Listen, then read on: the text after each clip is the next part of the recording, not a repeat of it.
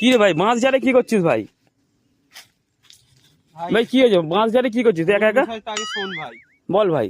ভাই কালকে আমি গিয়েছিলাম গার্লফ্রেন্ডকে নিয়ে ঘুরতে। হ্যাঁ ঘুরতে গেছিলাম। হ্যাঁ তো ঘুরতে গিয়ে কি হয়েছে, গার্লফ্রেন্ডের কাছে আমার এটিএম কার্ডটা রয়ে যায়। হ্যাঁ, তারপর কি হলো? রয়ে যাওয়ার পর আর আমি সকালবেলা চলে এসেছি। হ্যাঁ। সকালবেলা আমার গার্লফ্রেন্ড ফোন করলো আমাকে। হ্যাঁ ফোন করে জিজ্ঞাসা করছে, বাবু তোমার এটিএম কার্ডের পাসওয়ার্ডটা কি?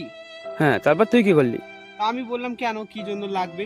তখন আমার গার্লফ্রেন্ড বলছে, তুমি কি আমাকে বিশ্বাস করো না? হ্যাঁ তখন আমি হ্যাঁ তোমাকে বিশ্বাস করি, তাই আমি সেইভাবেই দিয়ে দিয়েছি। আমার সাদা মনে কোনো কারণ নেই, তাই আমি পাসওয়ার্ডটা দিয়ে দিই।